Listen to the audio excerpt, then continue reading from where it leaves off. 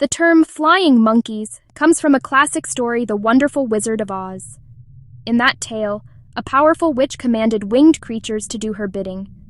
These helpers carried out her orders without question. They inflicted harm on her behalf. The monkeys themselves may not have fully understood the witch's grand plan or the true nature of her evil. They simply followed commands. Today, a new kind of puppeteer exists, and their power extends through the devices we carry every day.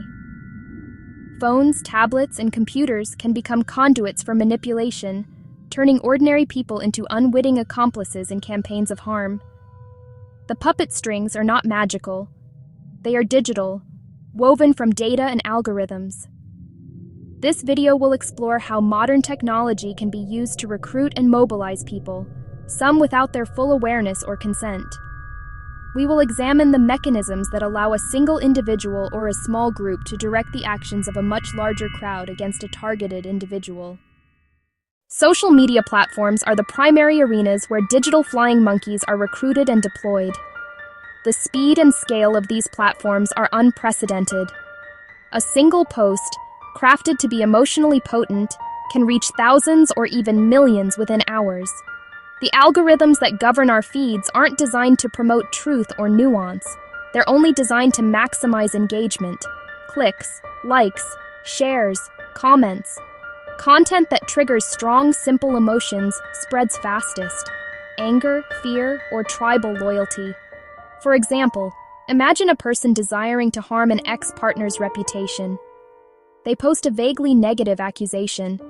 They may write, "I can't believe what she did," or "Some people are just monsters." The algorithm sees the immediate responses or emotional reactions from friends. It pushes the post to a wider circle with similar engagement history, creating an army of engagement. Soon, hundreds who don't even know the ex-partner are commenting, sharing, condemning. They've been recruited into the mob mentality without hearing the other side or verifying facts. They're acting as flying monkeys, driven by algorithmically amplified emotion. This is tech abuse, using technology to bully, harass, stalk, control, also called cyberbullying. Social media becomes a force multiplier. The abuser doesn't have to contact 100 people personally. The algorithm takes care of that for them. One compelling piece of content and the platform's architecture spreads it far and wide, even to international engagement. People may think they're supporting a victim. I was just joining the conversation. It didn't hurt nobody. The signs are subtle at first, but then there's a pattern. Influx of strangers, repeated phrases, friends turning distant. It can become brutal for the unsuspecting target, and sadly, it's real. Location, surveillance, harassment. The role of GPS and smart devices. The recruitment of flying monkeys is not limited to the virtual world of social media. It starts in the physical world, enabled by perpetrators using the smart devices we carry. Our smartphones are powerful tracking devices. GPS, Wi-Fi triangulation, cellular data, online accounts. Together they create a constant stream of location and information data. Many apps request location access, for directions, for weather. But that functionality can be exploited for control and harassment. It turns friends and followers into a distributed surveillance network. Consider location sharing features. Find My Friends, Snapchat Snap Map, shared Google Maps locations. Used well, it's convenience and safety. Used for control, it becomes stalking.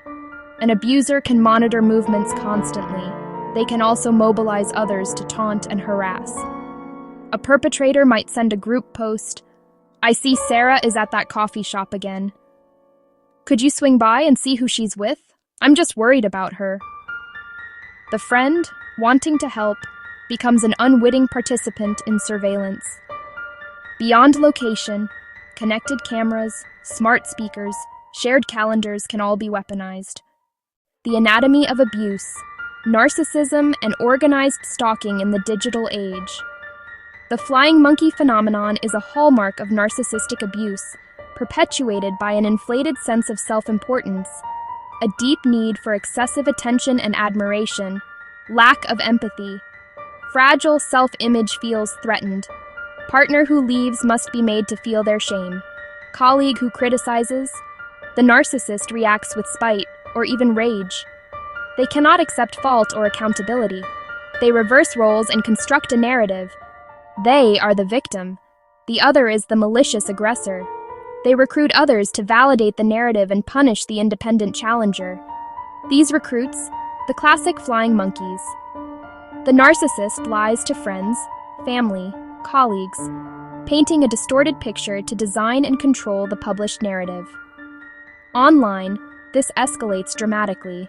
Subtle digs, false accusations, misleading stories. Supporters see a crafted persona and rush to defend, while attacking the true victim. Organized stalking, a structured version, uses private chats, disinformation, and location data tracking to impact and abuse. Harassment is subtle and deniable. Same people appearing, repeated phrases, creating massive-scale gaslighting. A negative comment, a shared post, an orchestrated encounter. The cumulative effect is overwhelming. The target feels powerless, isolated, perpetually unsafe, while core architects stay hidden. Recognizing the red flags. It can be difficult to recognize when you are the target or being recruited. There are distinct patterns and red flags to watch for. One common sign is a sudden, intense wave of negative attention online. Not just one or two comments, but many from strangers, using uniform language or talking points. It suggests they're being fed a script, and often benefiting from their participation. Another red flag, demands for immediate judgment without evidence. Orchestrators create an us versus them dynamic and pressure instant allegiance. They might say, "If you're really my friend, you'll block this person. Anyone who stays silent is complicit." This threatening tactic short-circuits critical thinking, threatening social pressure and fear of exclusion. If you feel pushed to condemn based on one-sided claims, you're likely being recruited as a flying monkey. Pause and ask for facts. Watch for hyper-specific questions about your whereabouts, activities, and conversations. Do people show up where you just checked in? Are your posts being monitored and shared? If someone asks you to monitor or report on another person, see it as a major warning sign. If you feel constantly watched, pressured by loyalty tests, or see drama centered on one person, something is wrong. Breaking the strings, practical steps for digital self-defense. The architecture is complex, but your defense can be simple and deliberate. Before you like, share, or comment on an emotional post, pause. Ask, who benefits from my reaction? Is this the full picture? Am I being pressured? Taking even 10 seconds can break reflexive outrage. Do your own research. Audit privacy settings regularly, not once, but as a habit. Turn off unnecessary location sharing. Limit who can see posts, tag you, and view your connections. Use strong, unique passwords and enable two-factor authentication. These steps create digital boundaries and reduce exploitable data. If pressured to harass or exclude, say, "I am not comfortable being part of this," or "I will not attack someone based on rumors." If targeted, document everything, report, block, and do not engage.